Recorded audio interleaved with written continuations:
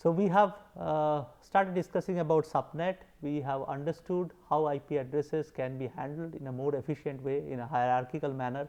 So, we have first classified IP addresses into class A, class B, class C. According to the size of organization, we can distribute these addresses and they can then configure the host. So, basically there is a classification that happens and there is a hierarchical kind of routing that will be happening, and then within the network ID also there might be subnetting. That is something we have demonstrated with the help of subnet mask and then subnet creation. We have already seen that how people can manage the IP addresses locally in a even better fashion, and this will really give advantage in terms of routing speed. That means deciding or searching through the routing table size can be significantly reduced wherever it is not required. So, according to our this classification of IP addresses and creation of subnet, and then accordingly we can do very efficient routing. So, this is something we have seen.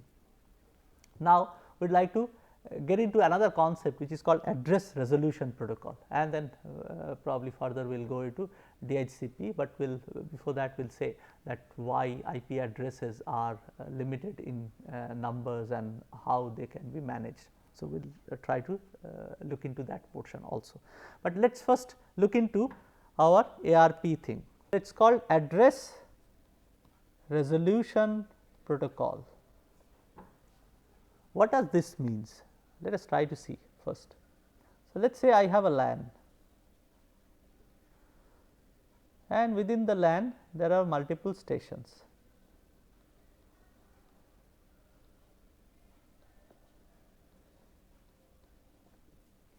Okay. LAN is properly terminated. Now, it is a broadcast media, we know that. So, let us keep it in that fashion only. Now, if this is a LAN, okay, it has a simple hub, or you can have this means that kind of a bus, Ethernet bus with tapping. You can realize it in any fashion. Okay.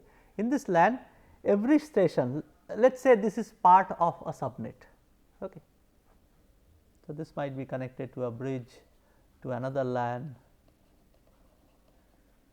that bridge might be further connected to a router, local router, which will be connected to gateway, okay, something like that, and from gateway there might be multiple such routers can be connected internally.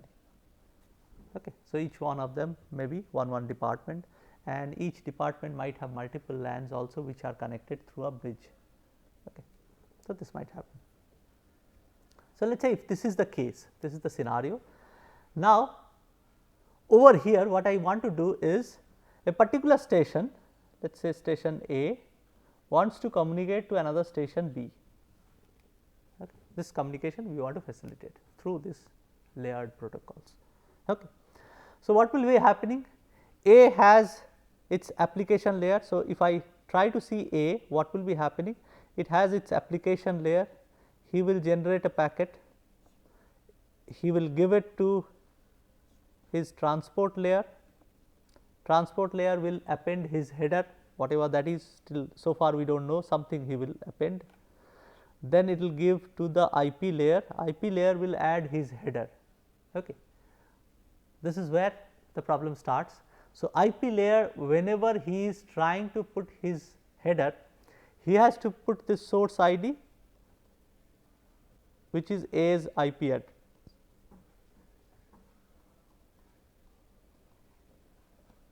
He knows that locally, he must be knowing his own IP address, of course, it will be always there. You have also seen that that's very easy IP config. If you do, immediately IP address will be coming up for this particular host. So, you locally know, your OS also knows it, it's there in your network card. So, it's all there. So, IP address you will be knowing, source ID, but the destination ID, that's something he has to also put. So, somehow he must get, if he wants to communicate to B, only thing he needs to know is B's IP address. If he does not know B's IP address, then there is no communication, because if I do not know whom I am communicating to, then there is no communication that you can do. In telephony also, if you do not know somebody's telephone number, you cannot communicate, right. So, that is always true. So, at least I have to know B's IP address. This is something I must be knowing. Somehow I will get that, because then only I will be communicating. If you are communicating with a server, you always know the server IP address. So, that is what you do. You want to do FTP or you want to do remote login. So, you need to identify that server's IP address. That is something you have to. Okay. Some additional thing also you might have to, in transport layer you might have to identify some more things, but we will talk about that later. But IP address you have to, this is something you really require. Okay. Once you know that B's IP address, now the problem is this IP header you will be constructing, no problem. You do fragmentation, you do not do what version you are using, or length you take, and you construct the entire IP header the way we have described last to last class. So, you take that and then you append it and you give it to the DLL layer. Now, what DLL layer has to do? Now, DLL layer has to broadcast, but the problem is DLL also has a source ID and destination ID. This is like a duplication of addressing, but for the operation of DLL layer this is very much important. Suppose it is a Ethernet protocol. So, he has to put these IDs, then only others will know who is communicating to whom. So, this is very essential. Suppose you have wireless, then definitely that IDs are required, because otherwise you will not be even knowing who is communicating. Suppose somebody is sending the request to send RTS message, you will not be even understanding who is sending to whom, then how the destination will be able to send the CTS, because he has to know what is the destination, that must be there. So, the MAC IDs, the source MAC ID and destination MAC ID, that is essential. Now, the problem is how many IDs will be actually collecting. This is really not a very good situation, because generally what you know, if A has a unique IP address, so it has a unique MAC ID. So, this mapping of IP address to MAC address, that is always unique. For a station, whenever you allocate a IP address, and the MAC ID will come with the network card only. So, whatever DLL layer network card that you have installed, that has a, because the manufacturer puts that ID. So, it is hard coded and it is always unique, globally unique. So, if that is the case, this IP address and that MAC ID is always having a unified global identifier. So, basically I will be knowing my own MAC ID, no problem with that, but what about this destination MAC ID? How do I know that? I will generally be not able to map these things. Okay. I will not be knowing that, because then generally we search for IP address, but we never specify the MAC ID. Okay. MAC ID can be anything, it might not be that well organized like IP addresses, like you do subnetting, you do networking and all those things, means net, subnet, then host. So, all kinds of hierarchical structures are there, what kind of class of address you take, accordingly the structures are being formulated. Whereas, for MAC it can be means at the whim of manufacturer and which particular network card you buy from the store. So, it can be anything. So, it does not have a structure.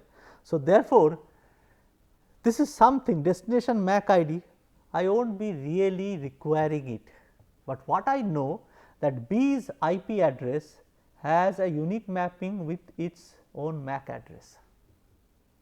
Can I somehow get this? That is when this address resolution protocol works.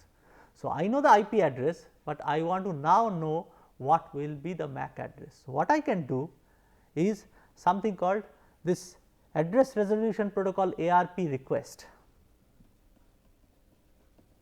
It is a broadcast message and it will be broadcasted to the LAN only. Okay. So, this will be broadcasted to the LAN, and then I actually inquire that with this IP address, whoever is having this IP address, what is his MAC address. So, this request will be that only. So, ARP request will be talking about, I have this particular IP address and this MAC address, can you send me, and I am looking for this particular IP address, what is his MAC ID. So, he will be broadcasting it, and eventually if B is on the same LAN, it will be broadcasted over here. He will see that okay, this IP address for which he is asking for MAC address, that is matching with my IP address. So, therefore, my MAC address he is looking for, he will insert that MAC address and send it back. Okay. So, that is called the ARP response. So, ARP request you send, that is a broadcast message, and then the ARP response will be sent, that is a unicast message, because that will be, he knows now A's MAC address and IP address, because that has been already supplied. So, while returning back he can put this MAC address and he can put his IP address and send it back specifically to him, because he was asking. Only thing is that with this particular process you can also learn, others also can learn, because whenever he is sending that, he might be sending it to A, but others also, because of the broadcasting nature, others also might be able to listen, and then from there they might learn this mapping. So, other station might be able to learn all these things while these things are going on, but at least when you do not have a MAC ID of a particular corresponding IP address, because you have never talked to that guy. So, you have never inquired. So, that and you have never seen, because he has not sent any kind of ARP request or ARP response. So, that is why you have never listened to him and you could not figure out what is his MAC ID. So, you can always issue this actively, or otherwise passively, if you he has already sent some ARP request to some other guy, from there you might get his MAC ID and IP address. So, you can keep that in a local table, MAC to IP mapping. So, this is a cross layer mapping. As you can see, from the IP I am trying to find out the DLL layer address or MAC address. So, this is something which is possible, because there is unique mapping. So, this is always, this will be giving you a unique value. Okay. So, this is something which we can do, but later on you will see that IP addresses might become volatile. That means, a particular station not for all the time will have the same unique IP address. He might have, for that time being, in the entire universe he might have a unique IP address, but it might be changed later on, he might get another unique IP address. We will talk about that when we will be talking about DHCP. Okay. But for the time being, this is what happens. So, this is very nicely resolved, I have no issues.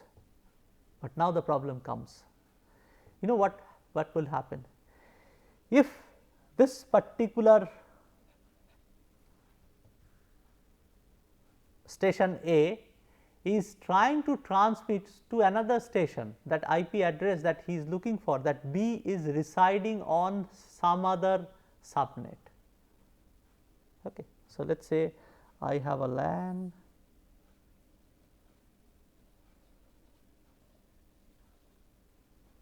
and I have a router, another LAN is connected to that router, and this is a subnet, let us call that as x dot y dot 53 dot something. So, all hosts will be having that, and this might be x dot y dot 54, probably something like that. Okay. So, router will have port in each side. So, each of this port will get a IP address. So, that will be x dot, let us say y dot 54 dot, let us say 1.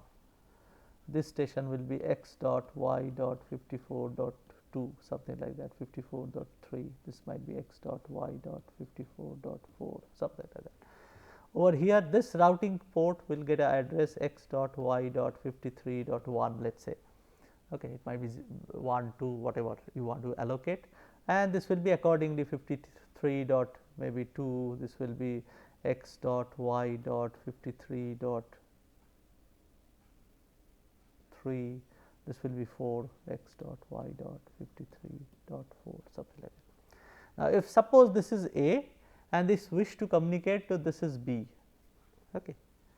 Now, even if he broadcasts this ARP request, because it is restricted within this LAN only, this particular LAN only. So, this will never be heard by B, and B will not be. So, basically he will say that this is my source ID and I am looking for this destination ID and I want the corresponding MAC address because I do not know. So, ARP request he will be sending, but that will never be broadcasted to B, B will never listen to it. So, B will not be able to give a response back. So, in this particular critical scenario, what do we do? How do we resolve this issue? How do we actually solve this particular mechanism? So, the thing is very simple. What you can do is a concept called proxy ARP. In that proxy ARP, what will be happening? This particular router in this port, he will be able to understand that the means IP address he is looking for, that is not even in this particular LAN or in this subnet.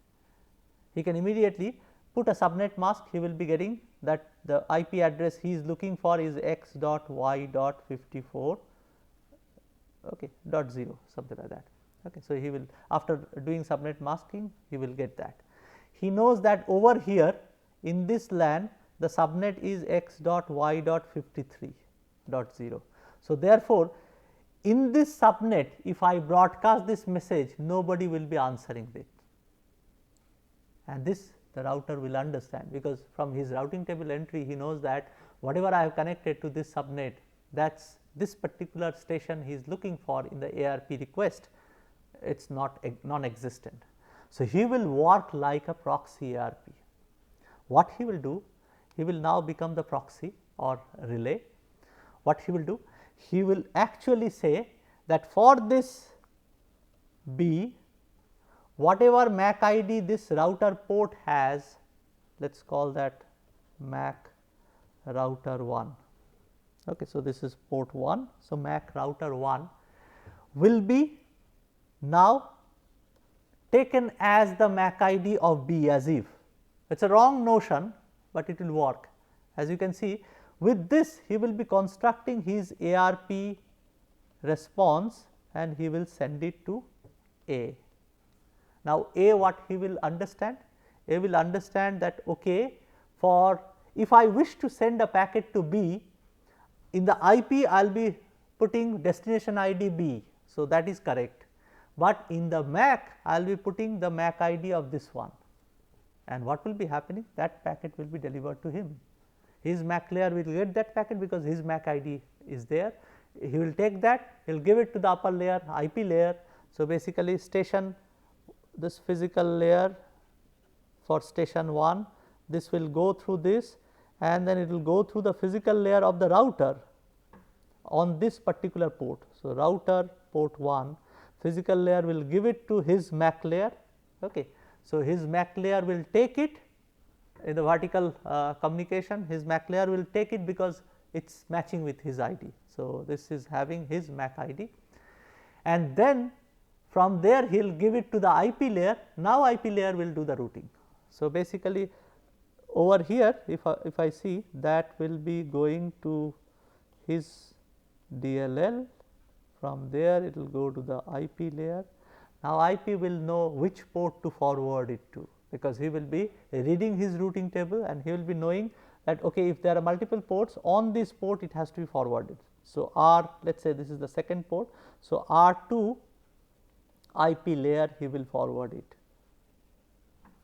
He will not go beyond this, because in between in the router I do not have to go to transport layer and application layer. So, it will never go up to transport layer or application layer in the intermediate nodes.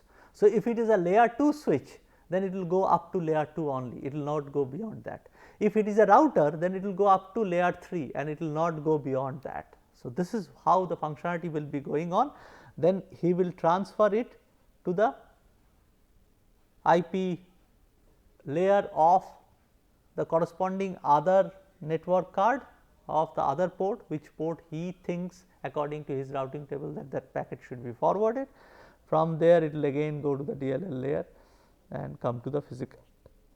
Now, on the other side, when he is trying to send the packet, suppose this particular thing does not know what is the MAC ID of that B, but now he can broadcast a ARP request, that he can do, because now it is broadcasted in the correct MAC. He has already resolved that. He can broadcast it, then we will listen to that, we will reply to this port will know and then forward that packet in the MAC layer, means in the physical layer with that MAC ID. So, therefore, B will receive the packet. So, this is how the address resolution goes on. So, basically the proxy ARP are the router port which is connected to that particular subnet.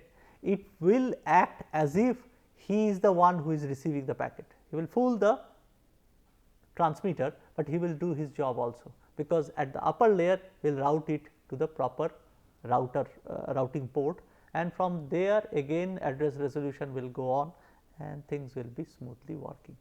Even though that MAC ID was not available in your particular LAN, still you are capable of, through this proxy ARPs, you will be capable of transferring it to any network. So, if it is connected to another router and connected to another router, they will keep on doing this till it reaches the destination. So, all those routers will be acting as if they are the proxy ARP. So, they will keep on doing that, the other router will understand, he will again act as a proxy ARP for this particular router. So, from this router to this router will again act as a proxy ARP and send the MAC ID of himself, so that the packet is forwarded to that particular router. So, if it happens like this, so multiple routers are connected, then this is how the things will be resolved. Okay. So, I can give you a very simple example which you can do yourself also. Let us say I have a connectivity like this. So, I have an Ethernet LAN where two stations are connected, station 1 and station 2. Okay. And this is connected to a router. So, this is a router, this router has 2 ports, and then that router is connected to a ring, again it is a metropolitan area network. So, it is called FDDI ring.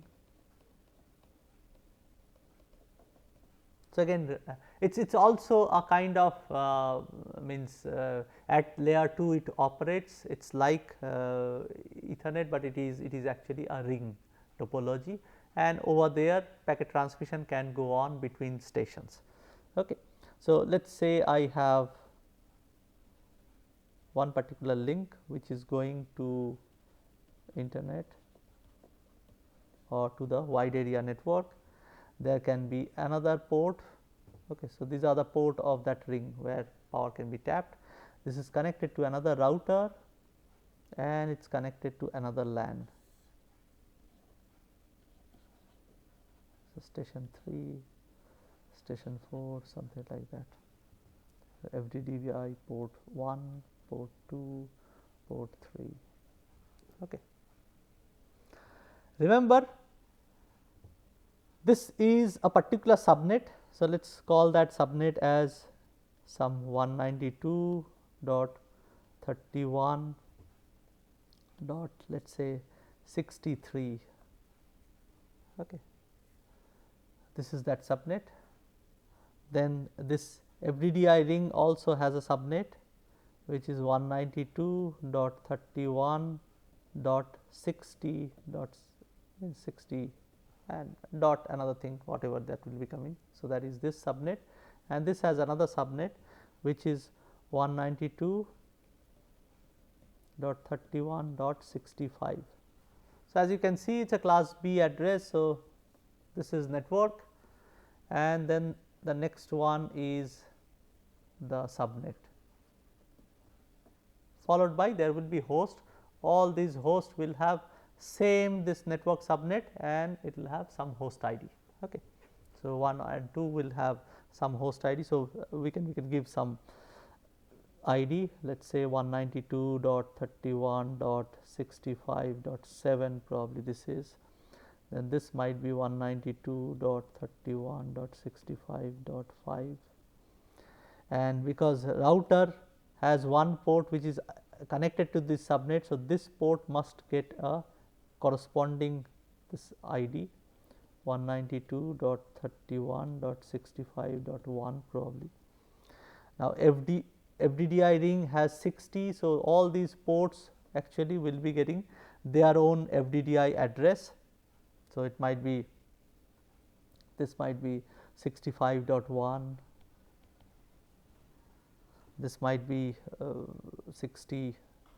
Okay. So, wherever it is connected, because it depends on where it is connected. So, because this is connected to, oh sorry, not 65, 60.1, because this is 60. So, 60.1, this will be maybe 60.2, this will be probably 60.3, something like that, and this port and this IDs will be again with 63. So, 192.31.63 dot, let us say 8, this might be dot something like 7, and this might be dot 4, this particular port. Okay. So, they will all have these things 192.31. Now, if a station, and they might have their unique MAC ID, let us say this is having U1, this is having E2, this is having, this one is having E3, and so on. Okay. So, like that they will have, let us say E4, E5, E6, okay. They will have MAC ID. Now, if a particular station 1 wish to communicate to this guy, he has to actually go through 3 LANs like I was demonstrating. So, first he will be his proxy ARP, this router will become the proxy ARP. So, he will give E3 for this ID, he is trying to reach this particular guy 192.31.63.8, his MAC ID should be E6, but proxy ARP will tell that that ID has a corresponding MAC ID which is E3. So, immediately station 1 will send all the packets to him. Now, he will go to layer 3, he will see where it has to be routed. So, he will see that it has to be, if he has to reach over here, he has to give it to him, this router next through this FDDI ring. Again in the FDDI ring there will be this proxy ARP, this router will act as a proxy ARP.